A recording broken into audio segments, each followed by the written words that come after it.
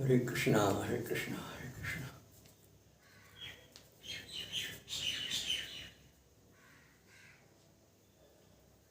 हरि ओम तत्सत। ओम नमोस्तुवनंताय सहस्रमूर्तिये सहस्रपादाक्षि शिरोभावे सहस्र नामने पुरुषाय शाश्वत सहस्र कोटि उदाहरण नमः।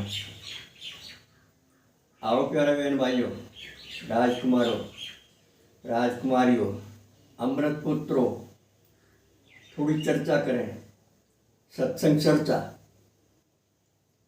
जिससे अज्ञान अविद्या का अवांछनीय भाग हमारे दिलो दिमाग में से हमेशा के लिए नष्ट हो सके।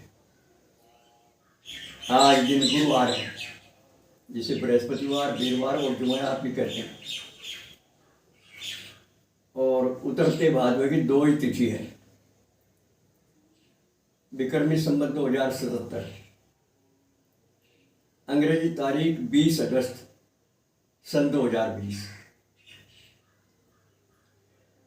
बहुत बार आप सुन चुके हैं और पढ़ भी चुके हैं। जब जब हम अंतरात्मा की, परमात्मा की, धर्म की और अपने गुरुजनों की अवज्ञा करते हैं, तब तब हम मर्यादा से गिर जाते हैं और अज्ञान विद्या का जहर पीने लगते हैं। परंतु हमें ये बुरा नहीं लगता, अच्छा लगता है, इसलिए प्रयोग करते हैं। पर वो बात हम भूल जाते हैं कि बसी कुसंग चाहत कुशल रही मनी अफसोस, महिमा घटी समंदर की रावण बसे पड़ोस। किसी भी प्रकार का कुसंग हो, चाहे भोजन का कुसंग हो, चाहे माया मोह का कुसंग हो, चाहे आसुरी गतिविधियों को अटेंड करने का कुसंग हो, इसे अच्छी तरह से समझ लीजिए। जब हम संसार के लार लग गए आसुरी गतिविधियों को अटेंड करते हैं तो मनमुखी हो जाते हैं, मर्यादाहीन हो जाते हैं, और बस ये जहर पीना है। पीना चाहिए था अमृत। हैं हम अमृत पुत्र, हैं प्रभु की ज्येष्ठ संतान। मनुष्य प्रभु की ज्येष्ठ और श्रेष्ठ संतान है, इसीलिए हमें अमृत पुत्र कहा जाता है। लेकिन अफसोस और दुख की बात है, हम क्या कर रहे, क्या खा पी रहे, क्या बोल रहे, क्या सोच रहे, कैसी गतिविधियां हैं हमारे जीवन की, कैसी जीवन शैली को लेकर हम चल रहे हैं। हमारा कर्तव्य बनता है अपने आप को चेकअप करने का। जिन कारणों से, जिस कुसंग से, जिस लापरवाही से, जिस प्रमाद से हम मर्यादा तोड़ देते हैं, धर्म की धज्जियां उड़ा देते हैं और जबान जोर हो जाते हैं, तो ये सब हमारे लिए भयंकर दुख का कारण है। छोटे मोटे दुख का नहीं, भयंकर दुख का कारण। शायद आप जानते होंगे सबसे भयंकर दुख कौन सा है। इस संसार सागर में कह लो या संसार के कुचक्र में कह लो, बार बार जन्म ना मरना सबसे भयंकर दुख है। इससे भयंकर कोई दुख नहीं है, और हम इसके लिए दिन रात एक कर रहे हैं, यानी भयंकर दुखों के बीज बो रहे हैं।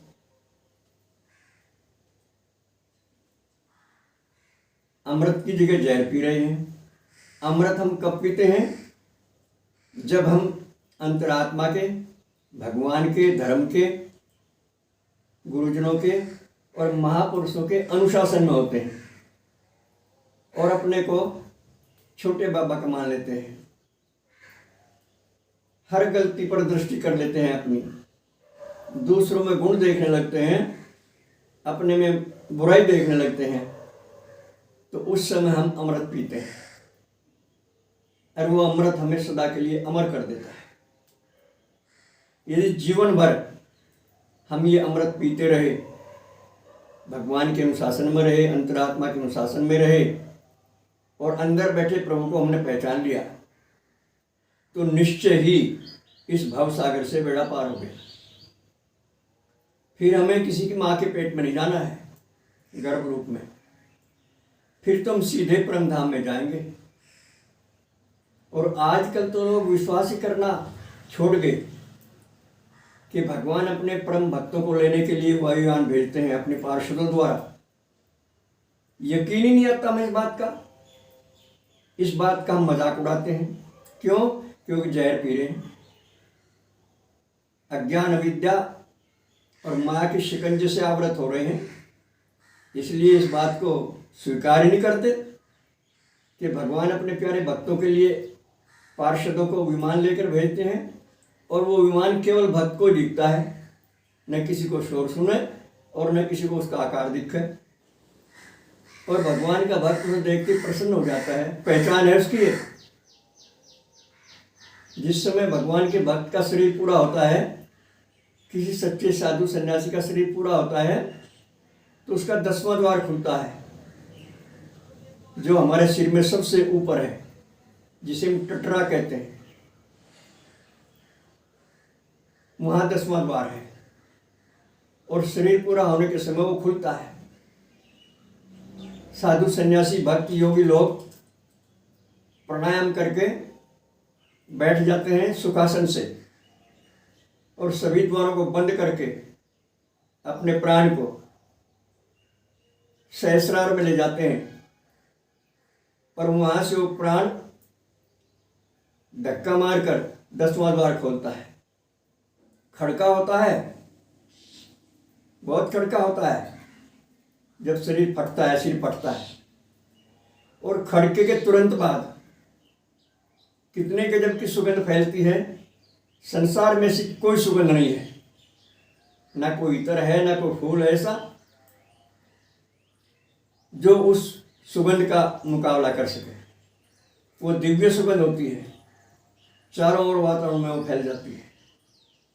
तो समझो कि इन्हें लेने के लिए विमान आया है और ये सम्मान सहित विमान में जाएंगे परम धाम में, जहाँ भगवान सगुण रूप में सदा ही निवास करते हैं, भक्तों के, ऋषि मुनियों, साधु संतों, देवताओं के साथ।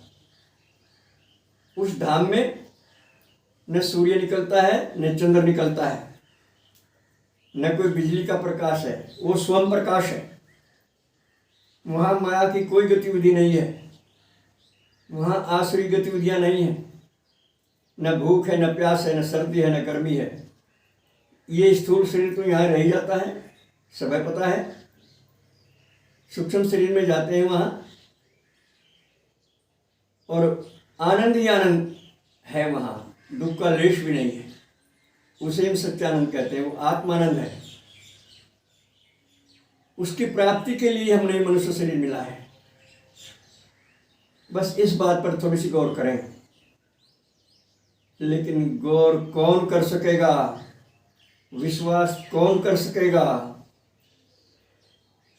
जिसके संस्कार धार्मिक हैं, जो गुरुजनों का सेवक है, जो भगवान के अनुशासन में है, जो सनातन धर्म के 10 लक्षणों को जीवन में धारण किए हुए हैं, जो कभी ज़्यादा नहीं बोलता, जिसे कभी गुस्सा नहीं आता, जिससे कभी काम वासना नहीं सताती, जिससे कभी लोभ नहीं सताता, जिसमें अहम नहीं होता, वो सदा प्रसन्न रहता है, वो इसका अधिकारी होता है। और ये क्षमता हम और आप सब में है। हम प्रकट करें ना करें, हम पसंद करें ना करें, अभी तो ये हमारी मर्जी पर निर्भर है। लेकिन यदि हमने धर्म की धज्जियां उड़ाई, अनुशासनहीन हुए, गंदा भोजन करने लगे और जिस मुंह से राम का नाम लेते हैं उस मुंह से गाली गलौज करने लगे और भगवान की हर चीज़ पर सांप बनकर बैठ गए, शरीर में अहमता ममता कर बैठे तो हमारे संस्कार शुभ नहीं है, हम पथ भ्रष्ट हो गए और हमारी देवी शक्तियाँ कभी प्रकट नहीं होती, सोई पड़ी रहेंगी। सारी प्रतिभाएं, सारी विभूतियाँ, सारी रिद्धि सिद्धि, सारी कलाएं सोई रहेंगी और आसरी गतिविधियों में हम लिप्त रहेंगे। संसार के भोगों को सब कुछ मानेंगे, पैसे के लिए झूठ बोल लेंगे, छल करेंगे, कपट करेंगे, हलाल हराम को नहीं समझेंगे, नंबर 2 से भय नहीं करेंगे, छल से, कपट से, सट्टे से, जुए से, चोरी से, जारी से पैसा कमाने की धुन में लग जाएंगे। और यदि घर का कोई हमें मने करे तो क्या कहेंगे, देखो जी ये हमारा पर्सनल मामला है, इसमें आप हस्तक्षेप ना करें। माता पिता तक से कहते सुने हमने बच्चे, लड़की भी और लड़के भी, ये हमारा पर्सनल मामला है जी, आप इसमें हस्तक्षेप ना करें। कितनी गिरी हुई बात है, कितनी घटिया बात है, और फिर भी हम अपने को बुद्धिमान मानते हैं, फिर भी हम अपने भगवान को बहकाते रहते हैं, भगवान के साथ छल करते रहते हैं, नियमों को तोड़ते रहते हैं, परंतु कभी शांति प्राप्त नहीं होती, भय समाप्त नहीं होता, गुना उधेड़ समाप्त नहीं होती।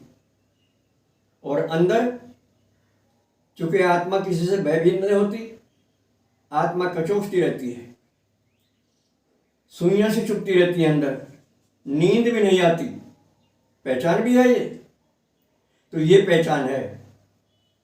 आप पहचान करें, आपकी दैवी शक्तियाँ जागृत हैं या आसुरी शक्तियाँ जागृत हैं, ये पहचान आपको करनी है। पहचान हमने कई बार बताई है और श्रीमद् भगवद गीता का 16वां अध्याय विस्तार से बता रहा है दैवी संपदा क्या है और आसुरी संपदा क्या है। उसे पढ़ें, गुणें और अपने आप को समय रहते आसुरी गतिविधियों से बचाएं।